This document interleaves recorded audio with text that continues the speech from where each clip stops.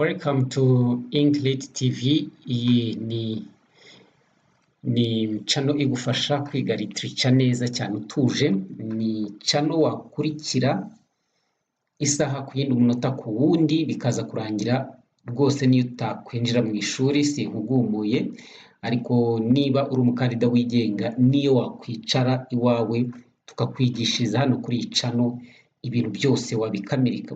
Wenda ntabwo navuga ngo ni byose, ariko nka 95% waba wabikamiritse, hanyuma aho gatanu kandi ukajya kugahiga ukazabona 100%. Aha rero ndagira ngo nkubwire ko iyi channel iziye igihe.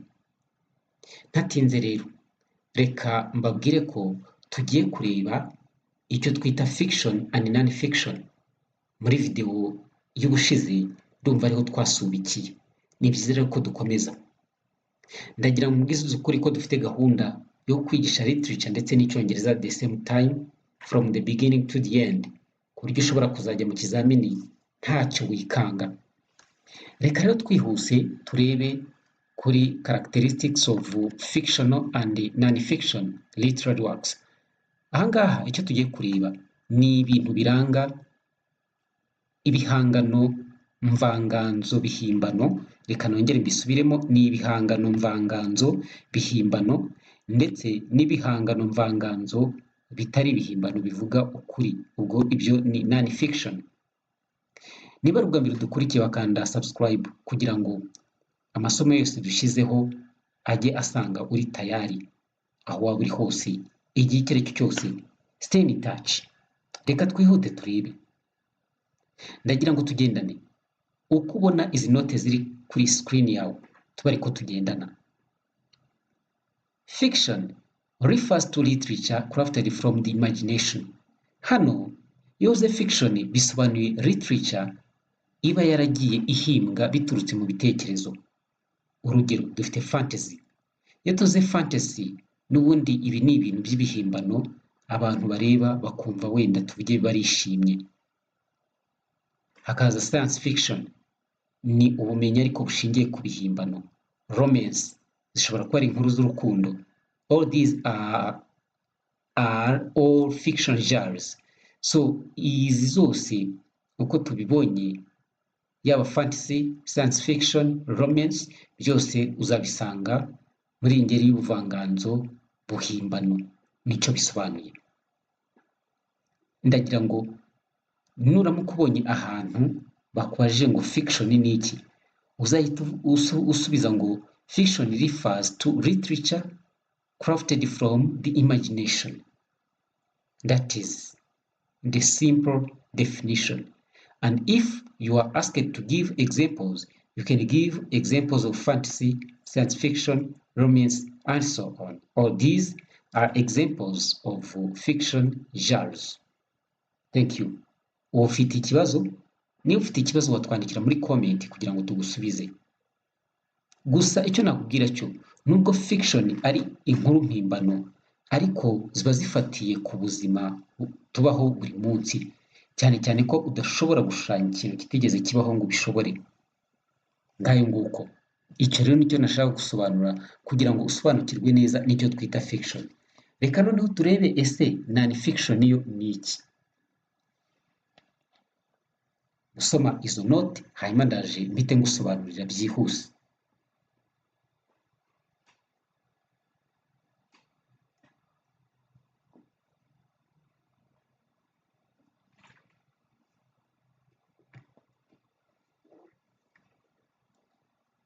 Murakoze cyane. Reka tugendane. Non-fiction refers to literature based on facts. Uvuga ngo iyo tuvuze non-fiction, hano ni literature noneho ishingiye ku kuri, icyo twita facts, reality. It is the widest category of literature. Ni ukuvuga ngo iki ni kimwe mu cyiciro cya literature cyagutse mu buryo bufatika, cyangwa se cyagutse cyane kurusha ibindi bice by'ubuvanganzo. Non-fiction has texts in many categories including biography, business, cooking, health and fitness, petty craft, home decorating, languages, travel, religion, art and music, history, self-help and many others. Ngiyo impamvu itumye non-fiction ariyo igaragara ko ari igice cy'ubuvanganzo kigari kandi cyagutse. Kubera iki rero? Aha uzasangamo nk'inyandiko, amatesite. Nituvuga amatesite cyangwa inyandiko byose ni bimwe, bivuga kuri biography. Nituvuga biography uzumve za nkuru ziba zivuga ku buzima bw'abantu b'ibihangange nk'aba Nelson Mandela, nk'abantu bitwa ba Napoleon Bonaparte, nk'abantu bitwa ba Louis XVI, cyangwa se nk'abantu bitwa ba Alexandre le Grand cyangwa se Alexander the Great. Ushobora gusangamo biography ya President Paul Kagame w'u Rwanda, ushobora gusangamo biography ya Yoweri Kaguta Museveni, ushobora gusangamo biography z'abantu benshi bagiye batandukanye b'ibihangange cyangwa se b'ibyamamare. Biography is a story about someone's life. That is what you call biography. Ariko nanone iyo tuvuze autobiography, ndagira ngo ubyumve neza. Autobiography ni ubuzima bwanditswe na nyirabwo. Means that you as a person, you take your time and write your own story about your life. That is autobiography. But when it is biography, is a story, is a story of someone which is written by someone else. Okay, so tuzasanga rero mo inyandiko zivuga kuri business, inyandiko zigisha mu guteka, inyandiko zivuga kuri health cyangwa se ubuzima and fitness no kugira impagarike imeze neza, pets, inyandiko ivuga ku tunyamaswa abantu borora mu rugo, craft, ibintu bijyanye n'ubukorikori, home decorating, inyandiko zivuga ku bijyanye no gutaka mu rugo, languages, inyandiko zivuga ku ndimi, travel, inyandiko zivuga ku butembere bw'abantu ahantu basuye, ubwiza bwaho n'iki byose, religion, uzasangamo inyandiko zivuga ku iyobokamana, art and music, uzasangamo ubugeni n'umuziki, history, amateka, self-help, uburyo bwo kwifasha and many others, ndetse n'ibindi. Ibyo byose uzabisanga muri non-fiction. Mu gihe muri fiction tuzasangamo harimo fantasy, science fiction, romance n'ibindi. Okay, so now reka noneho turebe icyo twita chief characteristics of fiction, cyangwa se bimwe mu bintu by'ingenzi biranga inkuru mpimbano. Works of fiction differ from works of non-fiction in several ways. Hano baratubwira rero ko ibihangano cyangwa se ibitabo cyangwa inyandiko mpimbano zitandukanye cyane n'inyandiko zivuga ibintu by'ukuri, true stories, mu buryo butandukanye kandi bwinshi. Reka turebe. The people, events, places and ideas presented in a fiction are imaginary and invented. So hano barimo baratubwira ko everything that you see in non-fiction all are imaginary or invented. Cyangwa se icyo batubwira ni uko abantu, ibikorwa, ahantu runaka, ibitekerezo bigaragara mu nkuru z'impimbano, ibi byose bari ibintu byahimbwe nyine, ntabwo biba biri real. Reka dufate nk'urugero. Nidufata novel Mine Boy yanditswe na Peter Abrahams. Peter Abrahams ni umuntu wabayeho, we birazwi. Ariko inkuru yanditse akayita Mine Boy, iyo ni inkuru y'impimbano ariko ifatiye ku buzima bwa buri munsi bwabayeho mu gihe cya apartheid, ubwo abirabura bahuraga n'ikibazo gikomeye cyane cy'ubucakara ndetse no kuvangurwa bashingiye ku bwoko cyangwa se ku ibara ry'uruhu. Nicyo twita apartheid cyangwa se racial discrimination. Aba characters bose uzabona nka ba Zuma, ukabonamo ba Leia, ukabonamo abitwa ba Maisie, ukabona abitwa ba Eliza, ukabonamo abitwa ba Paddy, abitwa ba Chris, abitwa ba Johannes, abitwa ba Lena, abitwa ba Dranclis, abitwa ba Dradra n'abandi bose. Abo ngabo ntabwo bigeze babaho. It is only a fiction story. Malay Camp ni ahantu hatigeze habaho. Ndetse ushobora no gusanga iriya nkuru nk'uko twabivuze ngo wenda urugero ngo Zuma is from the north of of South Africa. North of South Africa mu by'ukuri habaho, ariko uwo Zuma kuvuga ngo yavuyeyo, oya, ntabwo ariko byagenze, ahubwo ni igitekerezo cy'umuntu. It is a fiction. Nawe nonaha aho uri ushobora kwicara ugahimba inkuru ukayishyiramo abakina nkuru, umuntu yayisoma akagira ngo yabayeho, ariko uko ayisoma akagenda yumva iyo nkuru iragenda ihura n'ubuzima bwa buri munsi abantu babamo. Now reka dukomeze rero. Many times authors use a narrator in the story who is not a real person. Inshuro nyinshi nyine umwanditsi we akoresha umubara nkuru muri iyo nkuru, ariko ugasanga ntabwo ari umuntu wa nyawe. It does not present facts. Iyi fiction ntabwo yo igaragaza ibintu biri factual cyangwa se bifatika by'ukuri. Authors usually take a lot of liberty while writing fiction. Umwanditsi yandika afite ubwigenge bwinshi izi nkuru z'impimbano. Kubera iki? Niwe uzihimba, niwe uzandika uko abishaka, ntawe umutegeka. Works of fiction often include a theme or a message about life.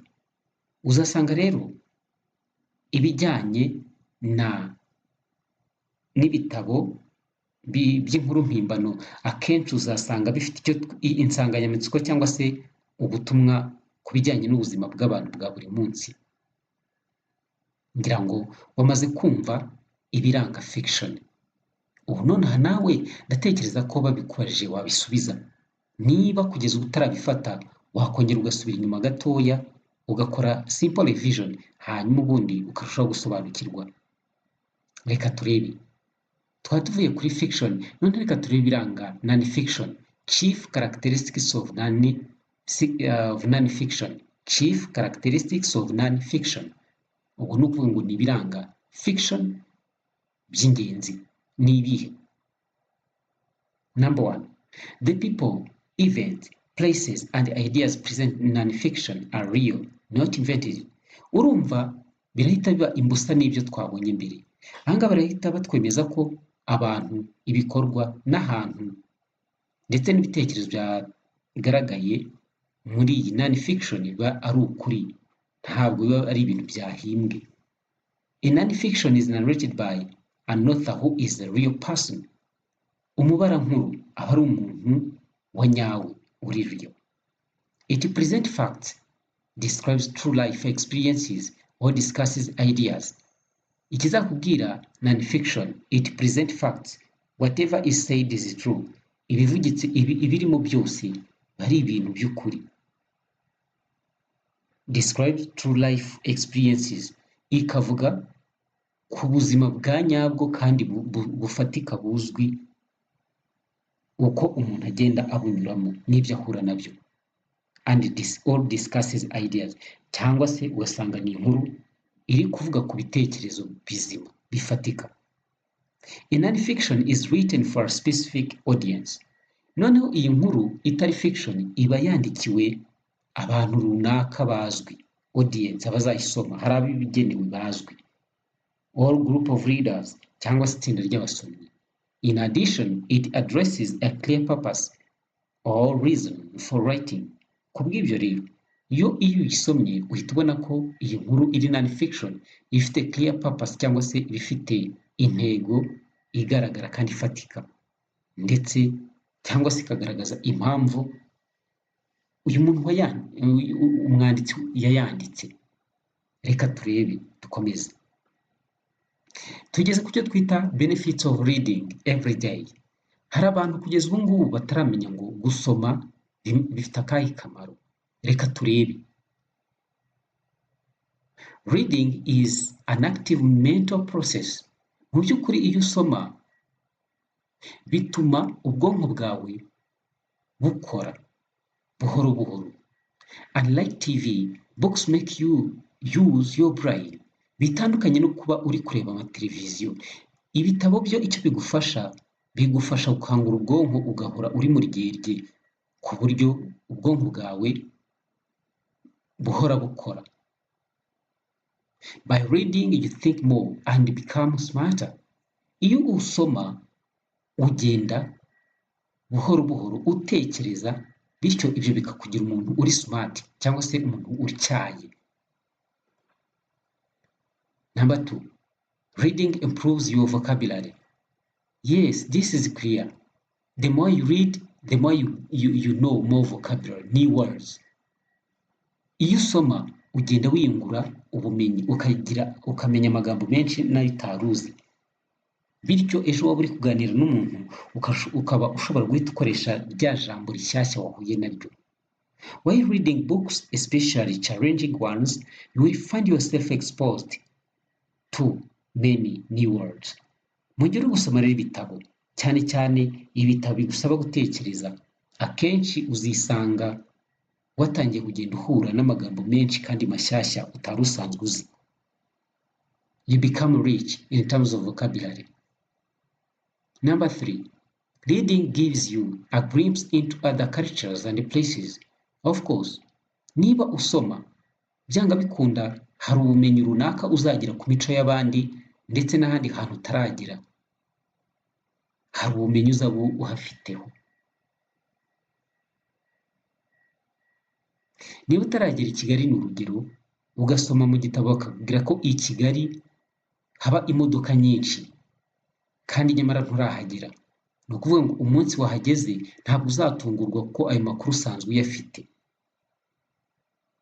That's why iyo usoma uko byagenda kose hari ubumenyi ugira, yewe nubwo ahantu utaragera ariko mu by'ukuri ukaba ari ahantu wumva kandi usobanukiwe. Books can expand your horizons. Yes, ibitabo bishobora kugufasha kwagura aho ureba, ukabasha kureba kure. They let you see what other cities and countries have to offer. Nibyo nahoze mvuga, ushobora gusoma, wasoma inkuru zo mu bindi bihugu ukamenya ese ugezeyo ibyo bihugu cyangwa imijyi yabyo ni iki wakurayo, ni iki wahahayo. Muri make ubwo ni ukugira amakuru afatika. Reading improves your memory.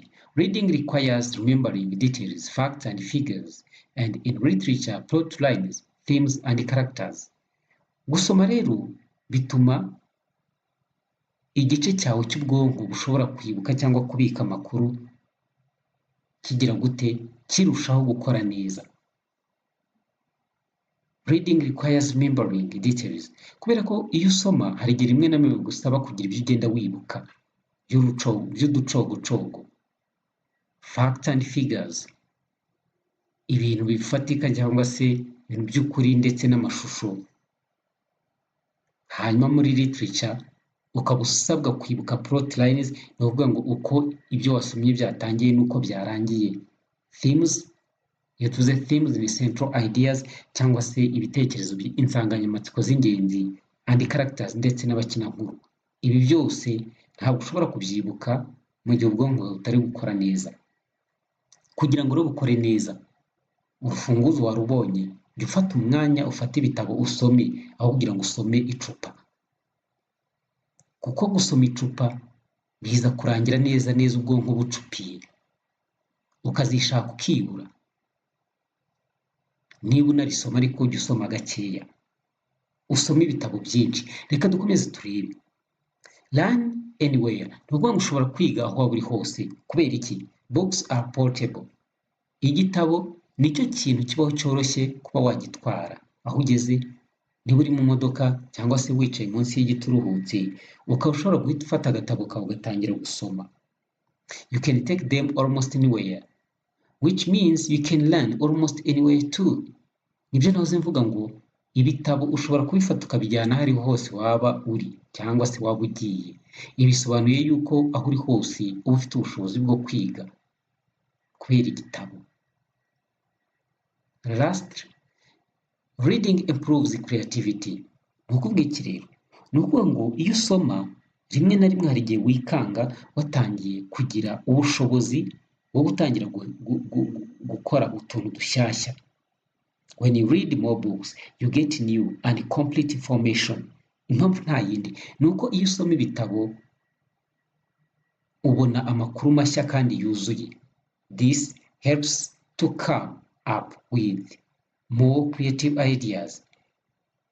Ibyo rero kubera yuko iyo usoma ibitabo byinshi ubona ubumenyi cyangwa se amakuru mashyashya kandi yuzuye, ibi bigufasha kuba watangira nawe ukagira ibitekerezo birema, ugatangira nawe ukajya urema utuntu hariya ugasanga urimo urakora ibitangaza biturutse mu gusoma, nta handi biva, ni mu gusoma. Ibyo bihanganye byose mwumva bikomeye byatewe no gusoma. Hanyuma rero reka twihute dusoreze kuri izi key aspect of prose. Mu ma key aspect of prose hano dufitemo icyo twita setting, dufitemo plot, setting ndetse na characters. Reka